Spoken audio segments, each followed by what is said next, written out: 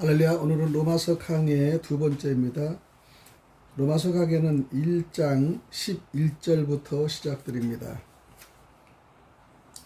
11절 환관장이 세워 다니엘과 하나냐와 미사엘과 아사라를 감독하게 한 자에게 다니엘이 말하되, 11절은 다니엘과 그의 세 친구를 감독하는 자에 대해서 나오는데, 환관장은 궁중관리의 총책임자였고요, 그 아래 다니엘과 하나다와 미사엘과 아사라를 감독하는 자가 따로 있었습니다.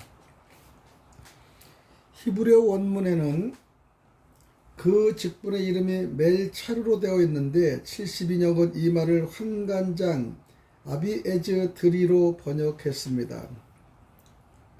멜차르는 사람의 이름이라기보다는 청직이나 감독자에 해당되는 바벨론의 관직명인데, 대부분의 주석들이 다니엘의 요구가 거절당했거나 다니엘의 시도가 실패한 것으로 보고 있으나 저는 그렇게 생각하지는 않습니다. 만일 다니엘이 실패했다면 하나님이 다니엘로 환관장의 은혜와 긍휼을 얻게 했다는 말이 아무런 의미도 없게 됩니다.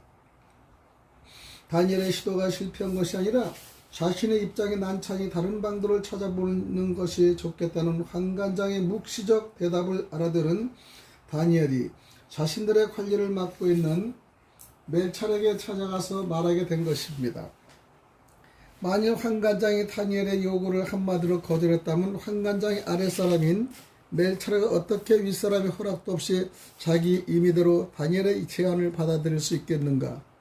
그도 자신의 목에 달린 문제인데 환관장의 묵인이 없었다면 다니엘의 요구를 받아들일 수는 없었을 것입니다. 우리는 본문에 언급되지 않은 무언의 말들이 텔레파시를 통해 오고 간 것을 인정해야 하는 것이죠. 12절 청하오니 당신의 종들을 열흘 동안 시험하여 채식을 주어 먹게 하고 물을 주어 마시게 한 후에, 첫 번째 열흘 동안의 시험은 다니엘은 멜차르에게 열흘 동안의 시험을 제시합니다. 고기를 먹지 않고 건강 상태가 좋은지 나쁜지를 테스트해달라고 한 것이죠. 멜차르는 다니엘의 요구가 무엇을 의미하는지 충분히 알고 있었을 것이고, 뜻밖의 제안이었다면 다니엘의 말에 순순히 따를 리는 없었죠. 그는 다니엘의 환관장에 요구한 것이 무엇인지도 알고 있었던 것으로 보입니다. 다니엘이 시험 기간을 열흘로 제한한 것은 여러 가지 면에서 합리적이라 할 수가 있습니다. 일정한 음식을 열흘 정도 먹게 되면 그 결과를 알 수 있기 때문이죠. 두 번째는 채식과 물에 대해서 말하는데, 다니엘은 10일 동안 채식과 물만 먹겠다고 하였습니다. 채식에 해당되는 히브리어는 제로아인데 이것은 뿌리다, 심다라는 자라에서 온 말로 뿌려진 것을 뜻합니다. 본문에는 복수로 되어 있기 때문에 뿌려진 것들로 되어 있는데, 채식이라는 말이 단순히 야채만 의미하는 것은 아닙니다. 곡류를 포함한 땅에서 나는 모든 식물로 포함합니다. 그러니까 고기를 제한 음식을 가리킨 것이죠. 채식과 물이 원문에서는 우리가 먹을 수 있는 채식과 우리가 마실 수 있는 물로 되어 있습니다. 채식과 물이라 할지라도 우상에 드리는 것은 먹지 않겠다는 암시가 들어 있습니다. 채식과 물만 먹어도 건강을 유지할 수 있다는 것은 믿음에서 나온 확신이었을 뿐만 아니라 신앙을 지키려는 저들의 뜻을 아시고 도우시는 하나님에 대한 절대적 신뢰에 기인한 것이라고 생각합니다. 13절 당신 앞에서 우리의 얼굴과 왕의 진비를 먹는 소년들의 얼굴을 비교하여 보아서 보이는 대로 종들에게 처분하소서 하매, 얼굴을 비교해 보아서라는 말은 열흘 동안 시험을 한 후에 왕의 진비를 먹는 소년들의 얼굴과 다니엘 및 그 친구들의 얼굴을 비교해보고, 만일 고기를 먹지 않고 채식만 하여 얼굴에 초췌하여서 왕의 진비를 먹는 사람들의 얼굴보다 못하다면은 그 어떤 벌을 받는 멜차르의 처분에 따르겠다고 다니엘은 말했던 것입니다. 14절 그가 그들의 말을 쫓아 열흘을 시험하더니, 그들의 말을 쫓아는 말하는 사람은 다니엘이었지만 다니엘의 세 친구들도 다니엘이 말할 때 곁에 있었을 것이라는 가정을 해볼 수 있죠. 그들이 말을 쫓았다는 것이 이것을 암시합니다. 이 말의 원문은 그가 이 문제에 있어서 그들의 말을 듣고로 되어 있는데, 쫓아라는 말의 히브리어는 샤마인데 이것은 유심히 듣다, 동의하다, 순종하다는 것입니다. 멜찰은 그들의 말에 동의합니다. 그리고 열흘 동안 그들을 시험해 봅니다. 멜차르가 쉽게 다니엘의 제안을 받아들인 것은 그것이 환관장이나 멜차르 자신의 입장을 난처하게 하지 않을 것이라는 판단을 했기 때문입니다. 그리고 환관장의 묵인도 그가 상황 판단을 하는 데 도움을 주었을 것입니다. 15절 열흘 후에 그들의 얼굴이 더욱 아름답고 살이 더욱 윤택하여 왕의 진미를 먹는 모든 소년보다 나아 보인지라. 그들의 얼굴이 더욱 아름다워졌다는 것은 10일간의 시험기간이 지나자 그들의 용모가 더 나아 보입니다. 얼굴이 더욱 아름답다는 것은 건강 상태가 얼굴에 나타나는 것을 뜻하죠. 고기를 먹지 않고 채식만 해도 건강에는 아무런 이상은 없습니다. 채식에는 각종 비타민이 많이 들어있어서 음식을 먹을 때 발생하는 유해산소를 중화시킵니다. 비타민 C를 섭취하지 않고 고기를 먹게 되면 노쇠 현상의 원인인 유해산소가 발행하여 피부 세포의 노화를 촉진시킵니다. 그러므로 고기를 많이 먹는 사람보다 채식을 하는 사람의 얼굴이 더 아름답게 보일 수밖에 없습니다. 아름답다는 말씀에는 얼굴에 윤기가 흐르고 빛이 난다는 의미로 내포되어 있어 생체학적인 측면을 떠나서도 하나님의 임재 가운데 있는 사람의 얼굴은 빛날 수밖에 없지 않습니까? 신의 산에서 하나님을 만났던 모세는 그 얼굴에 광채가 있었고 변화세는 주님의 얼굴도 그 얼굴에 햇살이 빛났으며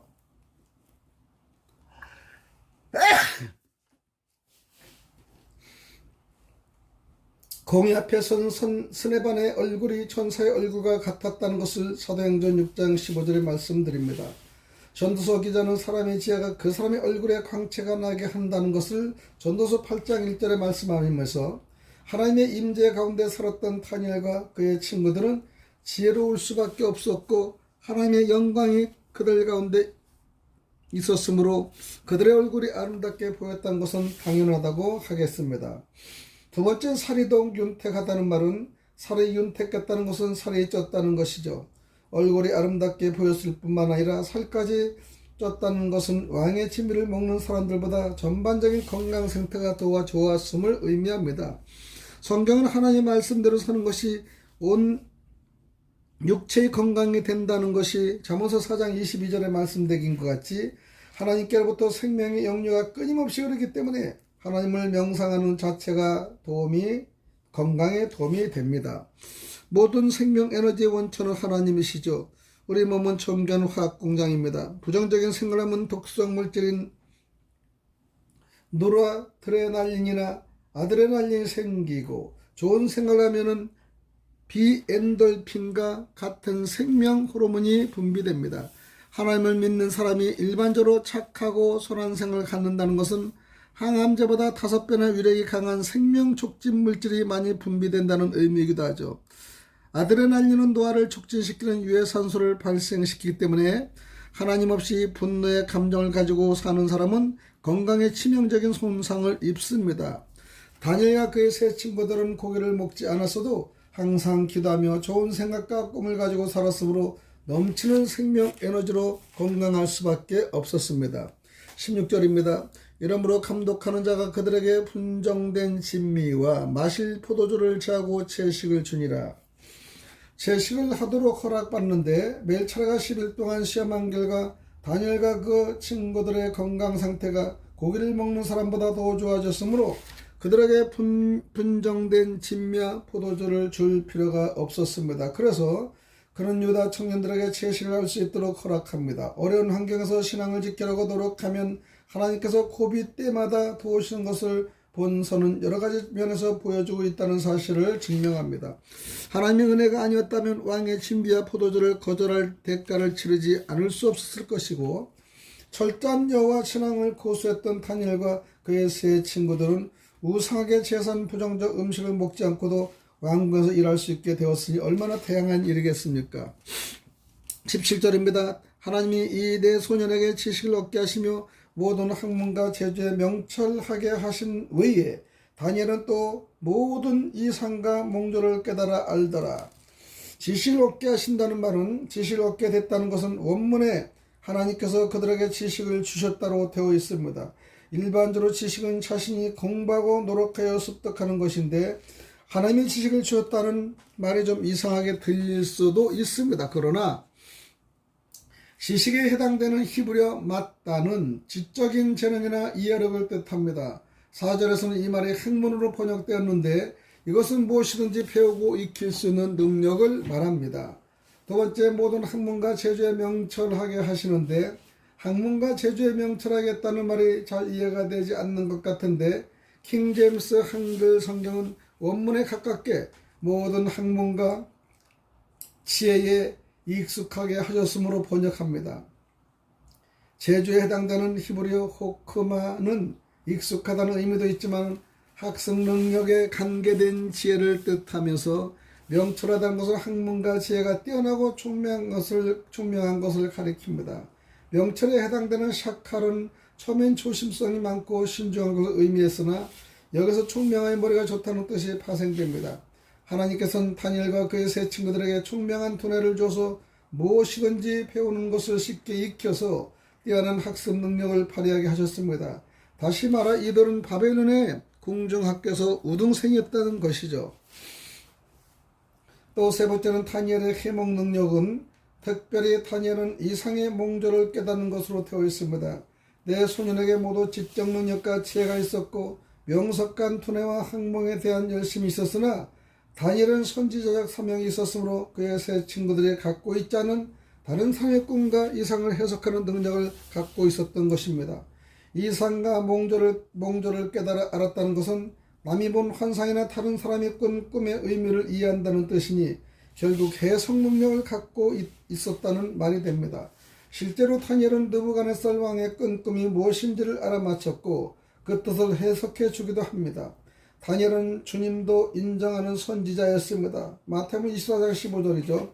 꿈과 환상이 거짓된 형태의 계시일 수도 있지만 하나님이 주시는 꿈과 환상도 있었습니다. 만일 하나님이 주시지 않는 꿈과 환상을 말하고 예언했다면 형벌을 면치 못했을 것입니다. 에레미야 23장 30절에 나 여호와가 말하노라. 보라, 거짓 몽사를 예언하여 이르되 거짓과 헛된 자만으로 내 백성을 미혹해 하는 자를 내가 치리라. 내가 그들을 보내지 아니하였으며 명하지 아니하였나니 그들이 이 백성에게 아무 유익이 없느니라. 이것이 예레미야 23장 32절의 말씀이고요.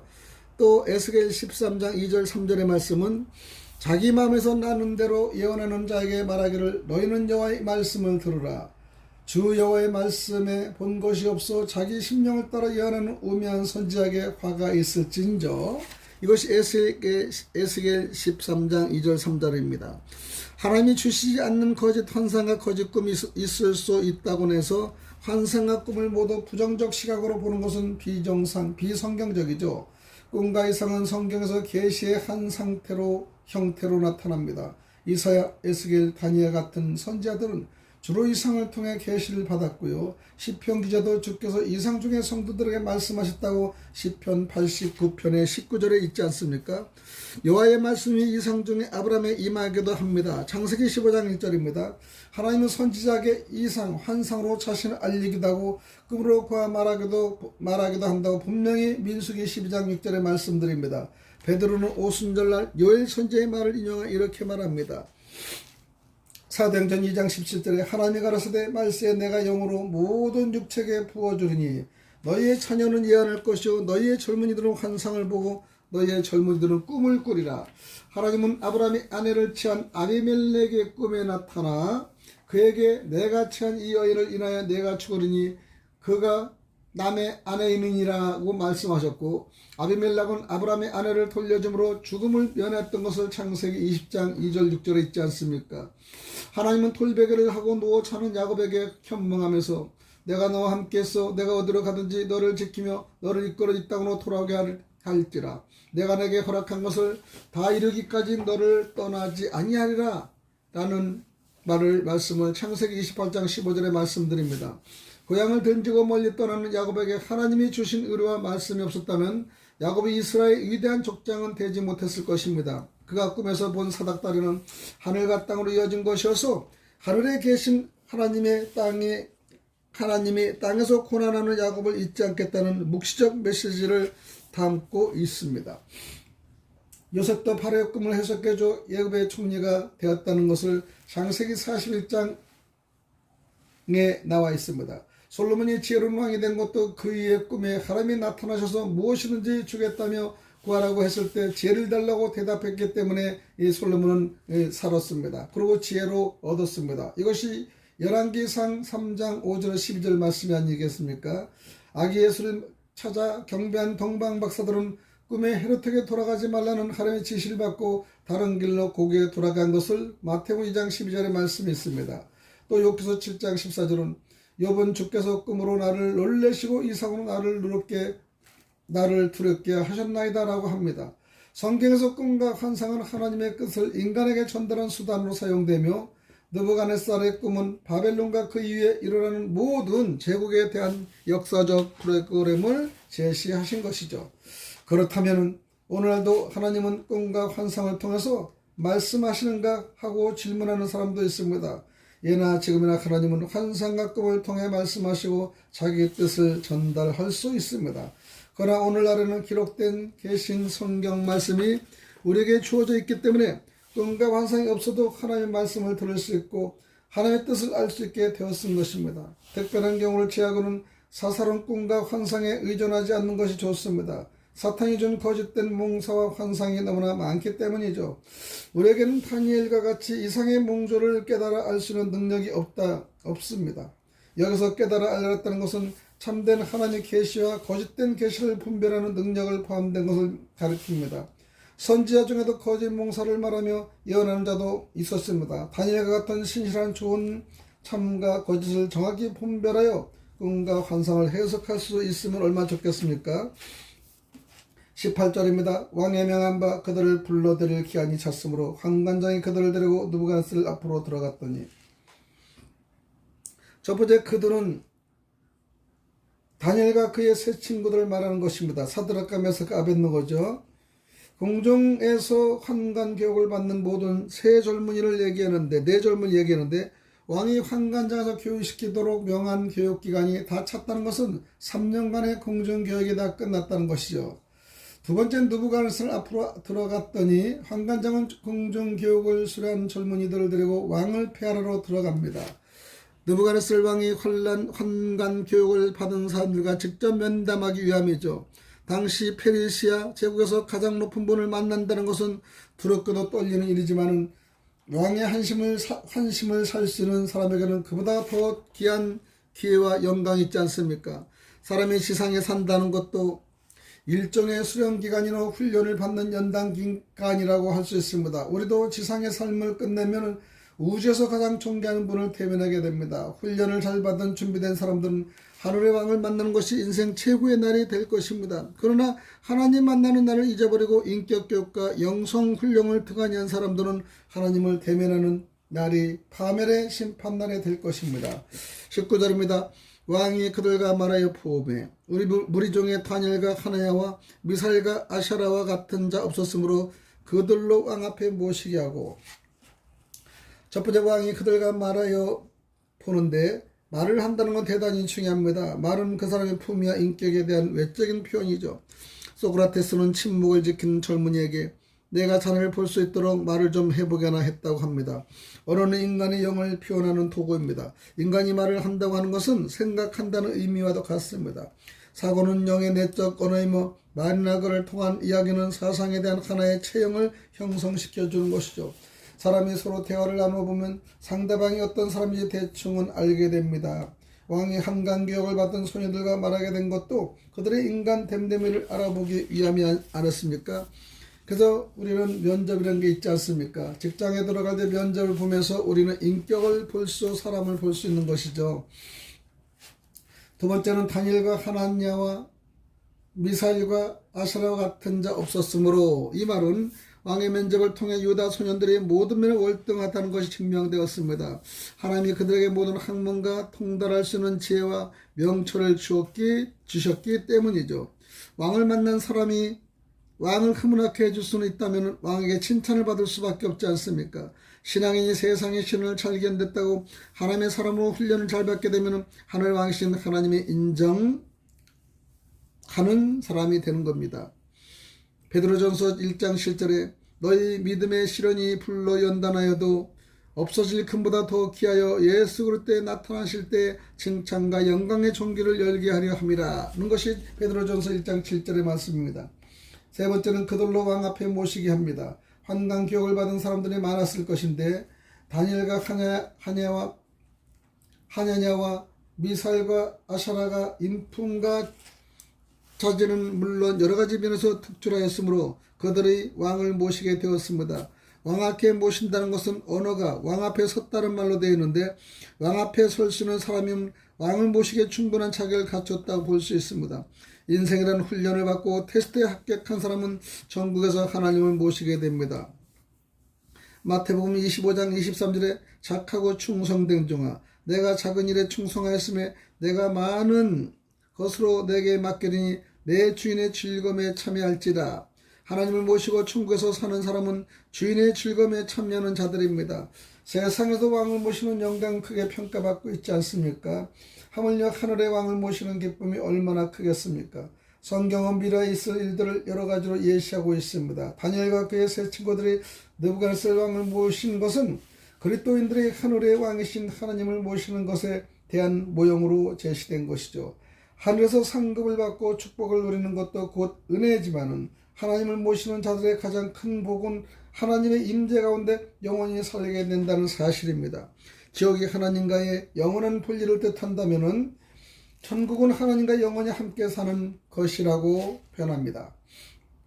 20절입니다. 왕이 그들에게 모든 일을 묻는 중에 그 지혜와 총명이 온 나라 박수와 술객보다 10배나 나은 줄을 아니라. 지혜와 총명이라는 것은 왕이 유다 청년들의 특질함을 알고 그들의 지혜와 총명을 알아보려고 여러 가지 문제를 물어봤습니다. 여기에서 지혜로 번역된 원어 호크마는 4절에서 제주로 번역되기도 하는데 총명에 해당되는 히브리어는 삐냐인데 이것은 분별하다, 이해하다, 알다, 인자다, 생각하다 등의 의미를 가진 삐니란 동사에서 온 말입니다. 그러니까 삐나라는 말은 한글 킴 제임스 역에서처럼 지식을 의미할 수 있고 NIV 성경에서처럼 이해력을 뜻할 수도 있으며 사물의 본질을 정확히 파악하는 인식, 능력이나 총명을 말합니다. 에드워드 영 성경에서는 지혜는 객관적 지식이나 학문을 가리키고 총명은 그 지식이 철저한 구별을 할 수 있게 하여 지식의 정밀도에 도달하도록 하는 인지 능력과 통찰력을 가리킨다고 합니다. 지혜와 총명이 따서는 탁월한 학습 능력을 가졌다는 의미이므로 이미 습득한 지식의 유무와 정도를 말하는 것이 아니라 무엇이든지 듣고 본 것을 민첩하게 파악하고 이를 원만하게 잘 처리할 수 있는 능력이 있음을 가리킵니다. 한마디로 하면 열마디를 알아듣고 왕의 마음에 들도록 재치있게 일을 수행하는 신하는 왕의 총애를 받을 수밖에 없지 않습니까? 두 번째는 박수와 술객보다 10배나 낫다고 하는 의미는 유다 청년들의 지혜와 총명이 바벨론의 모든 박수와 술객보다 10배나 낫는 것을 느부갓네살은 알게 됩니다. 우리말 박수는 남자 무당을 가리키지만 박수로 번역된 히브리어 하루톰은 점성가나 마술사를 뜻합니다. 그리고 술객은 마술하는 사람이나 망령을 불러내는 남자 무당을 의미하죠. 그러니까 박수나 술객은 초자연적인 마력을 가진 사람들이라고 볼 수 있습니다. 이들보다 지혜와 총명이 10배나 나았다면 하나님의 섬기는 사람이 악년들과 점촉하여 초능력을 발휘하는 사람들보다 예지 능력이나 인지 능력이 훨씬 앞선다는 뜻이죠. 바벨론의 박수나 술객이 갈대아 학문과 지식에서 유다 청년들보다 월등히 나아감에도 불구하고 3년 동안의 환관 교육을 마친 유다 청년들보다 뒤떨어졌다는 것은 하나님이 주신 지혜와 총명의 덕분이라고 볼 수 있습니다. 생각하고 판단하는 능력도 유다 청년들보다 못하고 갈대아 사제들이 갖고 있는 특수한 지식보다 그들의 초능력으로도 유다 청년들을 당하지 못하였으니 느부갓네살 왕도 논란과 충격을 금하지 못했을 것입니다. 21장 마지막입니다. 다니엘은 고레스 왕 원년까지 있느니라. 고레스 왕 원년까지라는 것은 다니엘이 고레스 왕 원년까지 있었단 말은 무슨 뜻일까요? 유다 청년들이 바벨론의 박수와 술객보다 지혜와 총명이 10배나 뛰어남을 때도 넘었음에도 불구하고 그들이 즉시 공직에 채용되었다는 말이 없고 느부갓네살 느닷없이 다니엘의 공직 기간에 대한 언급이 나왔다는 이유로 본절의 의치가 잘못되었을 가능성이 있었음을 여러 주석가들은 말하고 있습니다. 다니엘서의 중심 인물은 다니엘이기 때문에 다니엘이 고레스 왕 원년까지 바벨론 왕궁에 있었음을 말하고 다니엘의 세 친구의 문제에 대해서는 생략했다고 볼 수 있습니다. 만일 보수주의자 신학자들의 견해대로 다니엘이 본서의 저자라면 본절이 다니엘 자신이 아닌 제3자가 쓴 것 같은 인상을 풍기고 있어 여러가지 면에서 본절은 다소 난해하다고 하겠습니다. 그러나 본절을 해석하는 것이 전혀 불가능한 것은 아닙니다. 10장 1절에는요. 고레스 3년에 다니엘에게 계시가 임한 것으로 되어 있습니다. 그렇다면 다니엘이 고레스 왕 원년까지 있었다는 것은 그의 생존 기간을 말하는 것이 아니라 공직자로서 바벨론 왕국에 있었던 기간을 뜻하는 것이 분명합니다. 갈대아인이 세운 신바벨로니아 제국 또는 바벨론의 역사는 BC 626년에서 539년 사이입니다. 페르시아 왕 고레스 원년을 BC 538년을 보는 사람과 BC 536년을 보는 사람은 있습니다. 바벨론이 BC 539년에 망한 것은 확실하죠. 그렇다면 그 다음 해인 BC 538년을 고레스 왕 원년을 보는 것이 타당하지만 바벨론이 포로 생활이 70년으로 한정되어 있었으므로 포로 생활이 시작된 BC 605년부터 계산하면 70년이란 BC 536년이 된다는 것을 우리가 볼 수 있습니다. 그래서 바벨론이 BC 539년에 망했지만 고레스 실질적 통제는 BC 536년으로 보는 입장이 생기게 된 것이죠. 어쨌든 고레스가 즉위하면서 유대인 귀국에 대한 칙령을 내렸으므로 70년 포로 생활이 끝나게 됩니다. 고레스 원년을 BC 538년으로 잡든 BC 536년으로 잡든 다니엘의 공직 생활은 고레스 원년에서 끝납니다. 그는 포로 생활 70년 동안에 꼬박 바벨론 궁정에서 생활하였고 포로 생활이 끝난 고레스 3년까지도 바벨론에 있었음을 알 수가 있죠. 지혜와 총명이 바벨론의 박수와 순리객보다 10배 낫다고 인정하는 다니엘의 세 친구들에 대해서는 언급을 불허한 것은 유다민족의 상징적 존재인 다니엘 한 사람의 공직생활에 대한 언급으로 족하기 때문입니다. 오늘 일장 여기까지만 하겠습니다. 샬롬.